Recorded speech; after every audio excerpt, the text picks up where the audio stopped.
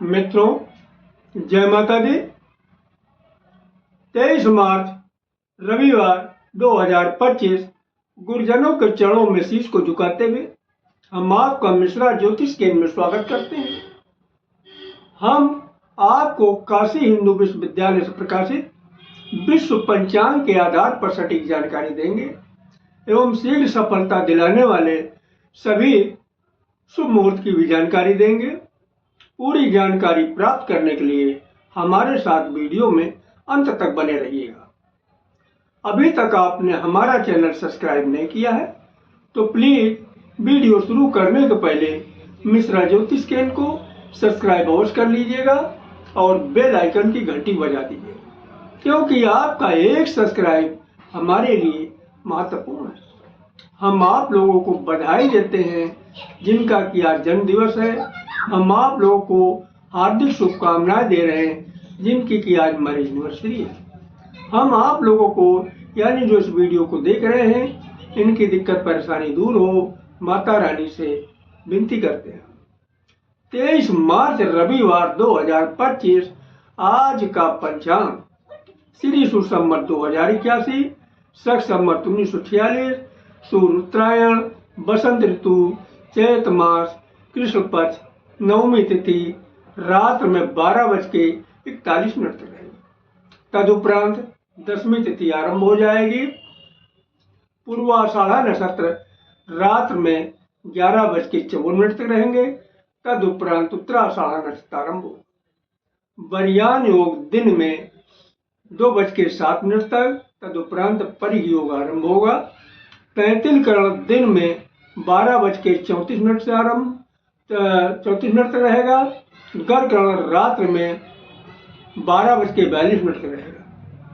चंद्रमा धनु राशि में आज के जन्मे हुए सभी बच्चे धनु राशि के होंगे। सूर्योदय प्रातः 5:58 पर होगा। सूर्यास्त शाम को 6:02 पर होगा। चंद्रोदय 2:16 पर है। दिशा सूर्य पश्चिम दिशा, परिहार पान। यानी आज पश्चिम दिशा की यात्रा आपके लिए हानिकारक साबित हो सकती है। थोड़ा सा पान का टुकड़ा खा करके अगर आप यात्रा आरंभ करते हैं तो सफलता मिलने के योग बन जाते हैं। ब्रह्म मुहूर्त का समय प्रातः 4:42 से आरंभ होगा। ब्रह्म मुहूर्त एक शुभ मुहूर्त है। इसमें सिद्धि बड़ी आसानी से मिलती है। अध्ययन, अध्यापन या योगा वगैरह, व्यायाम वगैरह में बहुत जल्दी सफलता प्राप्त होती है। अति अभिजित मुहूर्त दिन में 11:36 से 12:25 तक रहेगा। यानी अभिजित मुहूर्त एक शुभ मुहूर्त है। इसमें जो भी काम किए जाते हैं उसमें कामयाबी आपको हासिल होती है। गोधूल मुहूर्त शाम को 5:50 से शुरू होगा और 6:14 तक रहेगा। गोधूल मुहूर्त में जो है सोना और घर के अंदर झाड़ू लगाना, ये दोनों काम वर्जित हैं। ऐसी मान्यता है कि ये जो भी लोग ये दो काम करते हैं उनके घर से लक्ष्मी नाराज होकर चली जाती है। राहु काल शाम को 4:30 बजे से 6 बजे तक। गुलिक काल दिन में 3 बजे से 4:30 बजे तक। यमगंड काल दिन में 12 बजे से 1:30 बजे तक। किसी भी शुभ काम की शुरुआत अथवा यात्रा का आरंभ राहु काल में न करें, क्योंकि जो भी शुभ काम राहु काल में किए जाते हैं या यात्रा राहु काल में शुरू की जाती है, ये दोनों ही काम में कदम कदम पर दिक्कत और परेशानी आपको उठाना पड़ता है, यहाँ तक कि असफलता आपको हाथ लगती है। तो जो कोई शुभ काम करना हो आपको या यात्रा करना हो तो आप दोनों ही काम अगर आप गुलिक काल में शुरू करते हैं या फिर हमारे बताए गए शीघ्र सफलता दिलाने वाले चमत्कारी शुभ मुहूर्त में शुरू करते हैं तो आप यकीन मानिए बहुत जल्दी आपको कामयाबी हासिल होगी। सर्वार्थ सिद्धि योग रात में 11:54 से सर्वार्थ सिद्धि योग रात में 11:54 के उत्तरार्ध में शुरुआत होगी। सर्वार्थ सिद्धि योग भी एक अच्छा योग है। इसमें जो भी कार्य किए जाते हैं निश्चित तौर पे सफलता हासिल होती है। अब हम आपको शीघ्र सफलता दिलाने वाले चमत्कारी शुभ मुहूर्त की जानकारी दे रहे हैं, ध्यान दीजिएगा। देखिए, महेंद्र काल की शुरुआत दिन में 6 बजे से हो रही है। इसका बाल शुरू हो रहा है 6 बजे से 6:12 तक रहेगा। किसी भी कार्य के लिए समान शुभ समय है। युवा 6:12 से आरंभ होकर 6:24 तक रहेगा। प्रत्येक कार्य के लिए पूर्ण सफलतादायक समय है। प्रौढ़ 6:24 से शुरू होकर 6:36 तक रहेगा। किसी भी कार्य के लिए अनुकूल समय है। वृद्ध 6:36 से आरंभ होकर 6:48 तक रहेगा। प्रत्येक कार्य के लिए समान अनुकूल समय है। आगे अमृत काल रिपीट किया। अमृत काल का बाल शुरू हो रहा 6:48 से 7:36 तक रहेगा। प्रत्येक कार्य के लिए सुसमय है। युवा 7:36 से आरंभ होकर 8:24 तक रहेगा। किसी भी कार्य के लिए अनुकूल समय है। प्रौढ़ा 4:24 से शुरू होकर 9:32 तक रहेगा। किसी भी कार्य के लिए समान शुभ समय है। वृद्ध 9:32 से आरंभ होकर 10 बजे तक चलेगा। किसी भी कार्य के लिए साधारण अनुकूल समय।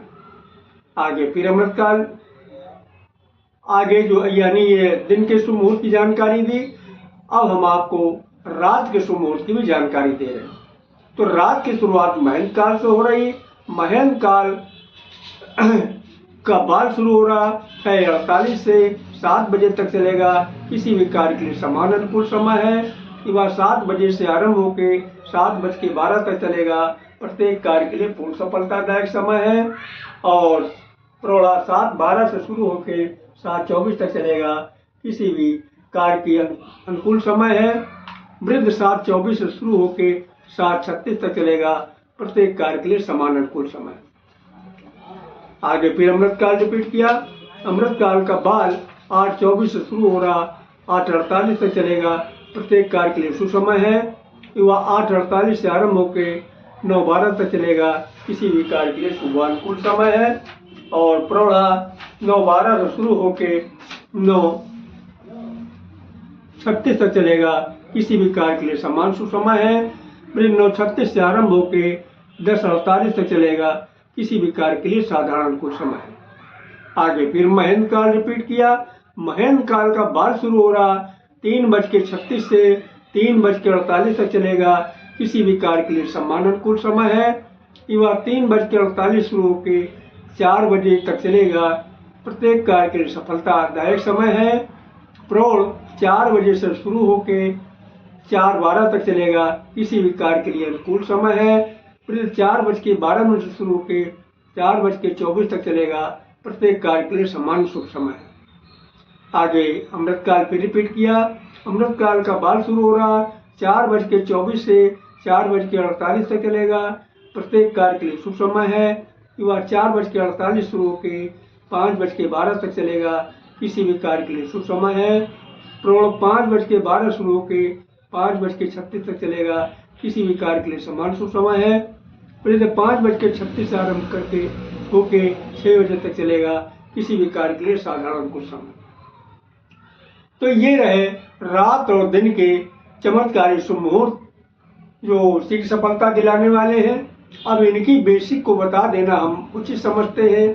देखिए, इनकी खोज करने वाले महाराज विक्रमादित्य के समय में एक बहुत बड़े ज्योतिषाचार्य हुआ करते थे, जिनका नाम था महाराज बरहामिहिर जी। ये श्री बरहामिहिर जी की ही खोज है।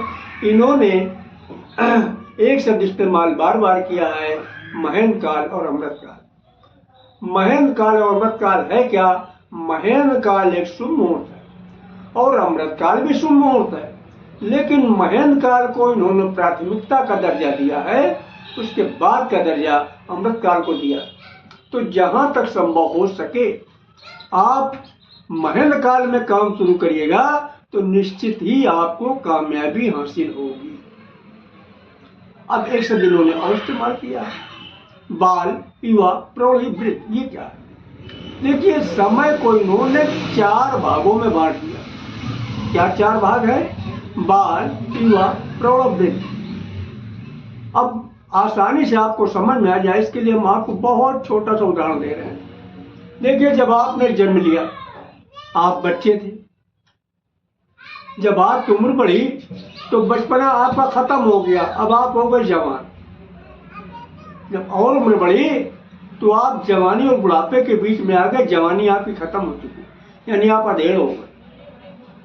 जब और उम्र बढ़ी तो आप वृद्ध हो गए, यानी बूढ़े हो गए, अब आप अधेड़ भी नहीं बचे। तो हम आपसे एक बहुत छोटा सा प्रश्न कर रहे हैं, उसका जवाब जानना चाहते हैं कि कौन ज्यादा ताकतवर होगा? बच्चा ज्यादा ताकतवर होगा या बूढ़ा ज्यादा ताकतवर होगा? आप लोगों ने सही कहा, ना बूढ़ा ताकतवर ना बच्चा ताकतवर। फिर ताकतवर होगा कौन? आप लोगों ने सही कहा, ताकतवर होगा युवा या आपके प्रौढ़। तो आप चाहे महेंद्र काल में काम शुरू करें या अमृत काल में काम शुरू करें, जहां तक संभव हो सके आप प्रौढ़ा या युवा में काम शुरू करते हैं तो निश्चित ही आप कामयाबी हासिल होगी, और अभी बहुत जल्दी। हाँ, किन्हीं कारणों अगर आपको युवा और प्रौढ़ा का समय नहीं मिल रहा है तो आप बाल और वृद्ध का भी इस्तेमाल कर सकते हैं, तब भी कामयाब हो गए। लेकिन भैया, लेकिन लगा हुआ, देर में कामयाब हो। क्यों भाई? बाल और वृद्ध अपनी क्षमता के अनुसार ही तो आपका सहयोग करेंगे। तो हमारे द्वारा आप अपनी जन्म कुंडली का प्रेडिक्शन कराना चाहते हैं तो उसके लिए आपको मामूली सा शुल्क देना होगा। इसे आप हमारी मेहनताना समझ सकते हैं।